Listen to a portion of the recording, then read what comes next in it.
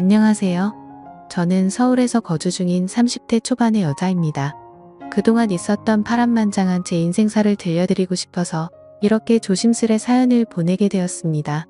저는 지금 형부와 같이 살고 있는데 긴 글이 될 수도 있겠지만 그저 한 여자의 속풀이라고 생각하고 가볍게 들어주셨으면 좋겠습니다. 저에게는 2살 차이가 나는 친언니가 한 명 있습니다. 언니는 매사 차분하고 현명했으며 성격도 참 시원시원했었죠. 똑 부러지는 성격에 공부도 상당히 잘했고 얼굴도 예쁜 외모라 남자들 사이에서도 인기가 상당히 많았습니다. 더군다나 성격도 착해서 어릴 적부터 저를 살뜰히 챙겨준 언니가 제 우상이자 꿈이었던 것 같아요. 나이는 겨우 2살 차이밖에 안 되지만 어릴 적부터 언니는 제게 상당히 커다란 존재였던 것 같아 말을 잘 따르곤 했습니다.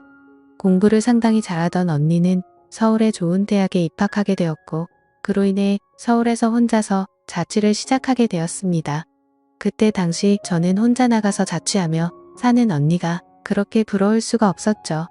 공부도 잘하고 대학도 좋은 곳에 가는 언니를 존경하며 저도 언니를 따라가기 위해서 이를 악물고 정말 공부를 열심히 했었습니다. 그러다 보니 저도 곧잘 성적이 잘 나왔고 그 덕분에 언니와는 다른 학교지만 나름 서울에 있는 괜찮은 4년제 대학교에 입학을 하게 됐습니다. 저는 너무 행복하고 신났었죠. 그렇게 꿈에 그리던 언니와의 자취 생활과 대학 생활이 너무 기대가 되었습니다. 부모님은 철없는 딸년이라고 핀잔을 주셨지만 내심 서울 4년제 대학에 입학한 딸들을 보며 흐뭇해 하셨었던 것 같습니다. 그렇게 학기가 시작되었고 저는 언니와 같이 살게 되었습니다. 대학 생활을 시작하니 이래저래 시간이 금방 지나가더라고요. 친구들도 여러 명 사귀게 되었고 술집도 처음 가보고 미팅도 하면서 너무 즐겁게 지낸 것 같아요. 그러다 언니는 졸업을 하고 대기업은 아니지만 업계에서 알아준다는 좋은 곳에 취직을 하게 되었습니다. 그리고 얼마 뒤 지금의 형부를 만나게 되었네요. 언니보다는 2살 위였으니 저하고는 4살 차이가 나는 남자였고 언니와 소개팅으로 만났다고 들었습니다. 처음 만났을 때 환하게 웃으며 내가 연희의 동생이야? 라고 말하던 게 정말 엊그제 있었던 일처럼 생생합니다. 저는 언니와 같이 살고 있었기 때문에 형부와는 자주 만났어요. 처음에는 여자 둘이 사는 집에 자꾸 찾아오는 게 불편했지만 너무나 좋은 성격에 항상 밝은 미소를 보여주던 형부였죠. 그리고 언니와 같이 어울리며 놀다 보니 언젠가부터 저도 서서히 편해지더라고요. 2사람은 항상 저를 같이 챙겨주었고 식사나 영화 그리고 술을 마실 때도 함께 했어요. 언젠가부터 그게 너무 좋았고 일상이 된 듯이 같이 노는 게 편해졌습니다. 저와 형부는 아는 오빠 동생 같이 아주 편한 사이가 되었던 거죠. 그렇게 처음 겪어보는 재밌는 일상들을 만끽하였고 평범한 대학 생활을 즐기면서 별탈 없이 잘 지내고 있었습니다. 그런데 하늘이 무너질 만큼 충격적인 일이 생겨버렸죠. 어느 날 갑자기 부모님의 충격적인 사고 소식을 접해야 했습니다. 언니와 제가 사는 자취방에 오셔서 반찬이며 이것저것 가져다 주시고 시골집으로 내려가시다 차가 반파되는 큰 사고가 났습니다. 여자들끼리 사는 집이 이게 뭐냐며 투덜거리셨던 엄마와 애들한테 잔소리 그만하라는 아빠 그 모습이 마지막 모습이셨어요. 부모님 2분 다 그 사고로 인해 돌아가시게 되었습니다. 저희 자매는 너무나도 슬픈 그 현실을 어린 나이에 모두 받아들여야만 했습니다. 형부는 장례식장에서 언니의 남자친구라고 주변 분들에게 소개를 하였고 저희 부모님의 마지막 장지까지 함께 해주었습니다. 목 놓아 울다가 너무 힘들어 지치면 형부가 달래주었고 무엇이라도 먹으라며 밖에서 죽까지 사와서 저희들을 챙겨줬었죠. 형부에게 너무 고마웠고 그때부터 많이 의지가 되었던 것 같아요. 그렇게 부모님을 보내드리고 나니 저희는 졸지에 고아가 되어버린 거나 마찬가지인 상황이 되었습니다. 그렇게 힘든 시기에 겨우겨우 버티면서 대학 생활을 마치고 졸업을 하게 된 저에게도 어느 날 한 남자가 다가오게 되었습니다. 이 남자가 바로 제 전 남편입니다.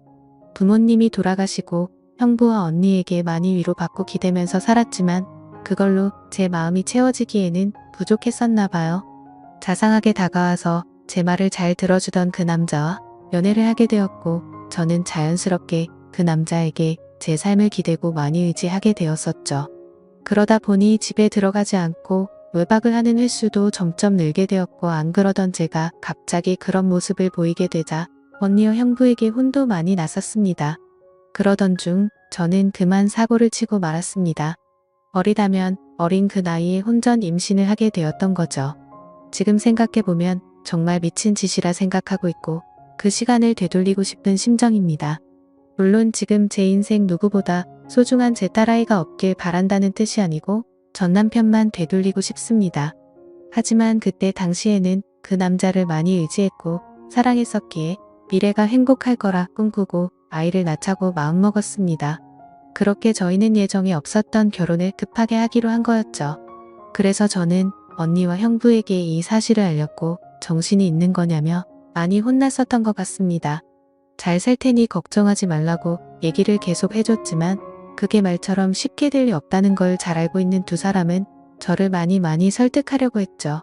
하지만 뱃속에 제 아이가 있었기에 되돌릴 수 없다는 걸 모두가 알았고 결국 제 의견을 따라서 결혼을 진행하게 되었습니다.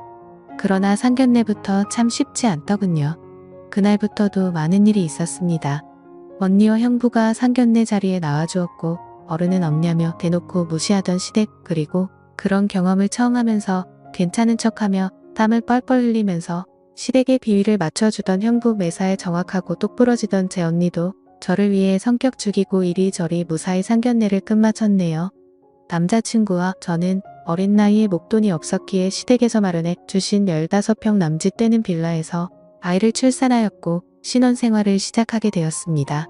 그런데 제가 꿈꾸던 결혼생활과는 정반대였습니다. 연애하던 시절에는 항상 저를 착하게 대해주던 남편은 결혼을 하고 난 뒤 마치 다른 사람처럼 180도로 바뀌었습니다. 잦은 음주와 외박 그리고 저에게 욕설까지도 서슴지 않았습니다.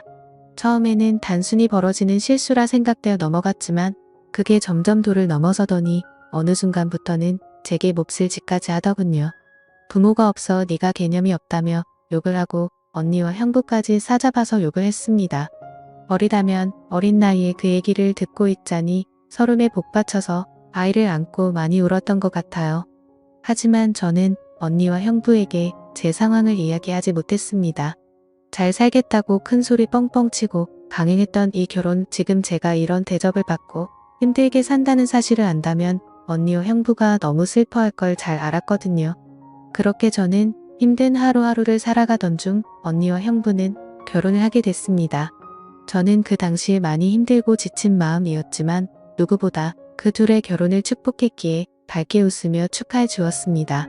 그리고 저의 불행한 일상이 2년쯤 지났을 때였습니다. 남편의 폭언과 만행은 점점 더 심해졌고 어느 날부터는 술집 다니는 여자와 외도를 하는 사실까지 알게 되었습니다. 많이 믿고 결혼한 사람이었기에 그런 현실들이 너무 많이 힘들었어요. 그래서 저는 이제는 이 사람과 어떻게든 정리를 해야겠다고 생각하고 있었을 때였습니다. 하지만 현실적으로 이혼하고 나가면 어떻게 살까라는 생각이 들었고 아직 이렇게 조그마한 딸아이와 내가 잘 살 수 있을까 걱정이 들었습니다. 부모님께서 살아계셨으면 내가 돌아갈 곳이 있을 텐데 하는 슬픔에 잠겼죠. 그러다 힘들어 지쳐 딸아이를 데리고 언니를 보러 집으로 찾아갔습니다. 저는 아무런 일 없다는 듯 언니와 식사를 했고 평소대로 일상적인 대화를 나누었습니다. 언니와 식사를 하고 있는 중에 형부가 퇴근하여 집으로 들어왔고 저를 보며 반갑게 맞아줬습니다. 언니네 오게 되면 딸아이 선물도 챙겨서 들어오게 미리 얘기 좀 하라고 하는 형부가 이렇게 정감 있는 인사를 해주며 제 머리를 쓰다듬어 주더라고요. 그런데 얼마 전 남편에게 밀쳐져서 넘어지다 찢어졌던 부분을 건드렸고 저도 모르게 비명 소리를 내게 되었습니다. 형부는 깜짝 놀라서 뭐냐고 왜 그러냐고 계속 물어봤죠. 저는 사실대로 말할 수 없어 눈을 못 마주치고 있는데 걱정을 해주는 모습을 보고 있으니 저도 모르게 서름에 복받쳐 갑자기 눈물이 흘렀습니다. 뭔가 이상하다는 느낌을 감지한 건지 형부는 제 몸을 계속 살폈고 눈에 띌 만큼 표정이 급격히 경직되면서 변해갔습니다. 형부는 남편 놈이 이런 거냐고 솔직히 말해보라며 저를 다그쳤고 저는 아니라고 계속 부인했지만 하염없이 나오는 눈물이 제 말이 거짓이라고 저를 대신해서 대답해 주었죠. 결국 그날 그동안 있었던 모든 일에 대해서 솔직하게 말을 했고 형부는 화를 내면서 그 늦은 시간 저를 이끌고 저희 집을 찾아갔습니다.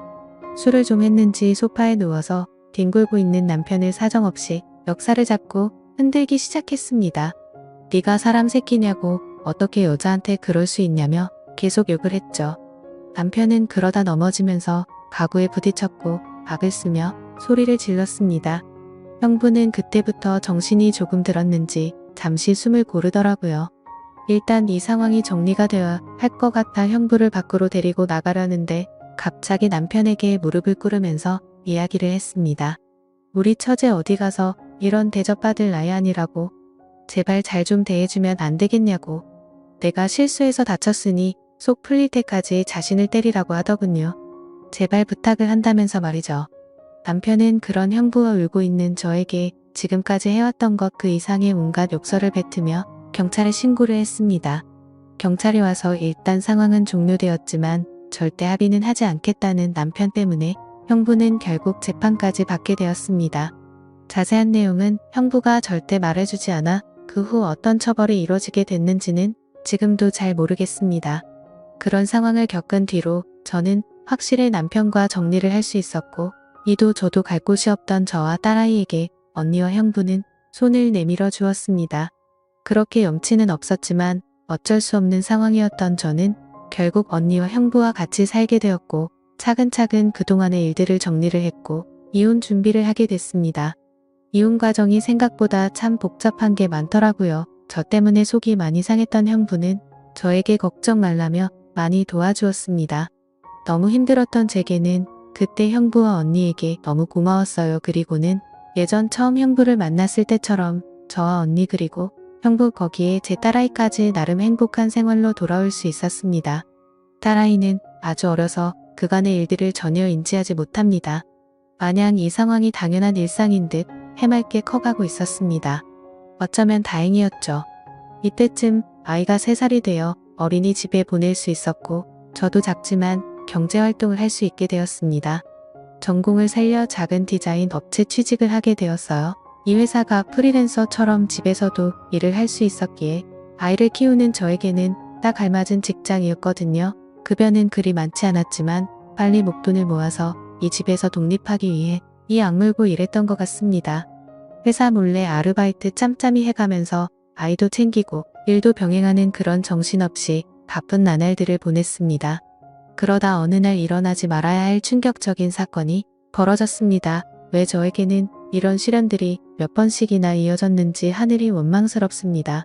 어느 날 회사에서 디자인 회의를 하고 집으로 돌아왔는데 회사에 있어야 할 형부가 잔뜩 어지럽혀진 집안 식탁에 앉아 울고 있었어요. 식탁 위에는 마시던 소주들이 널브러져 있었고요. 너무 놀라서 이게 무슨 일이냐 물었지만 형부는 아무 말이 없더라고요. 그러다 식탁 위에 올려진 이혼 서류를 발견했고 그 서류에는 언니 이름이 적혀 있었습니다. 무슨 일이냐 물었습니다. 한참이 지난 뒤에 형부가 하는 말이 언니와 이혼하게 되었답니다. 언니는 집을 나갔다고 하더라고요. 갑자기 도대체 무슨 말인지 도저히 이해가 안 되었어요. 아무 문제 없이 행복하게 잘 지내고 있는 줄만 알았는데 갑자기 이혼이라니요. 계속 형부에게 물었지만 형부는 그냥 이혼할 거니 그렇게 알라고만 얘기했고 다른 이야기는 해주지 않았습니다.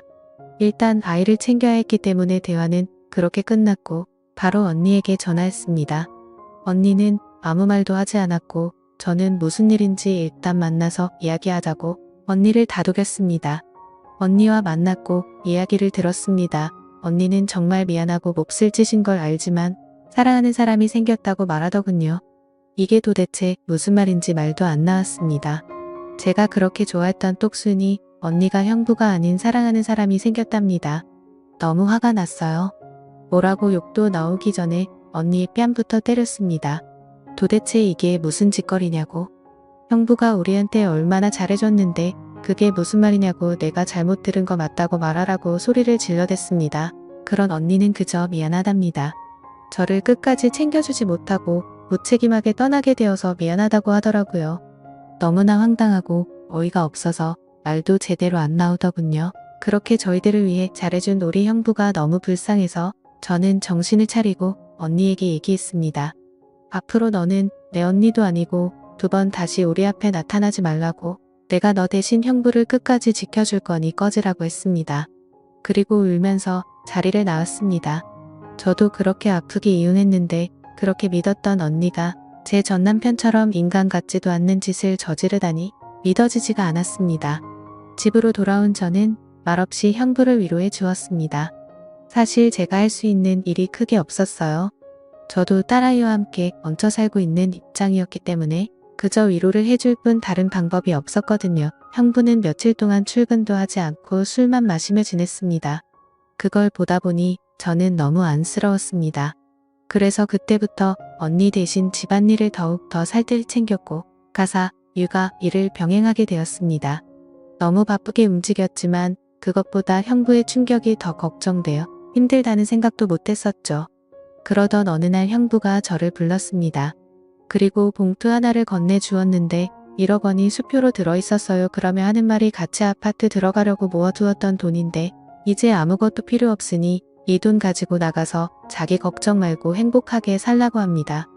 여기에 계속 있기 불편하지 않겠냐고 어차피 끝까지 저랑 제 아이 데리고 가려고 했었기에 그 몫을 나누어 주는 거라고 하더군요. 힘든 그 와중에도 제 걱정을 하고 있었다니 눈물이 나서 펑펑 울어버렸어요. 그리고 형부를 꼭 안아주며 내가 같이 지켜줄 거니까 너무 슬퍼하지 말라고 당분간 곁에 있게 해달라고 형부가 정신 차리면 내가 알아서 나갈 테니 이 돈은 필요 없다고 말했습니다. 형부도 감정이 복받쳤는지 목 놓아 울었고 알겠다면서 고맙다고 말하더라고요.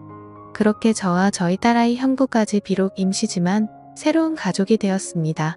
형부는 바랄 게 뭐 있냐고 아무것도 필요 없다며 언니와 조용히 합의 이혼을 했습니다. 왜 이렇게 착한 사람을 상처받게 만드는지 언니가 너무 미웠고 형부에게 미안했습니다. 이렇게 짧은 시간 동안 부모님의 사고 그리고 혼전 임신과 이혼 또 믿었던 언니의 충격적인 배신까지 무려 3가지나 되는 큰일을 연달아 겪었습니다. 형부는 이혼을 한 뒤로 정신을 차리고 일상으로 돌아왔습니다. 저도 마찬가지고요. 서로 많이 의지를 해가며 바쁜 나날들을 보내고 있습니다. 언니가 떠난 충격을 온전히 떨칠 수는 없었지만 그래도 그 슬픔이 어느 정도 가셨을 무렵 작은 월세방을 얻어서 나간다고 형부에게 말했죠.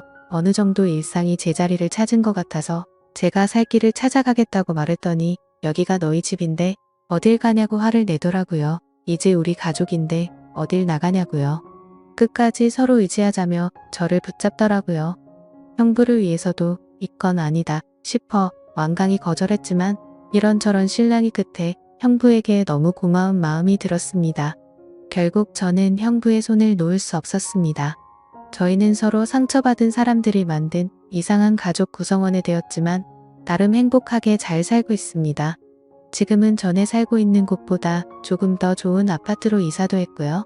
남들이 이상하게 볼 수도 있겠지만 신경 쓰지 말라고 늘 본인보다 저를 신경 썼어요. 아이 유치원 행사에도 애비 없는 자식 소리 듣지 않게 하려고 아빠처럼 참여해주고요. 남들이 흔히 생각할 수 있는 이상한 관계는 절대 아닙니다. 사실 저조차도 나름 소소한 행복을 느끼며 사는 이 순간이 영원할 것 같진 않습니다. 언젠가는 저도 형부와 떨어져 이곳에서 떠나야 할 거라 생각하고 있고요. 그래도 지금 당장은 현재에 충실해서 행복하게 지내보려고 합니다. 길다면 긴 시간에 많은 일들을 모두 담아 보려다 보니 많이 횡설수설한 것 같네요. 제 이야기 들어주셔서 감사드립니다.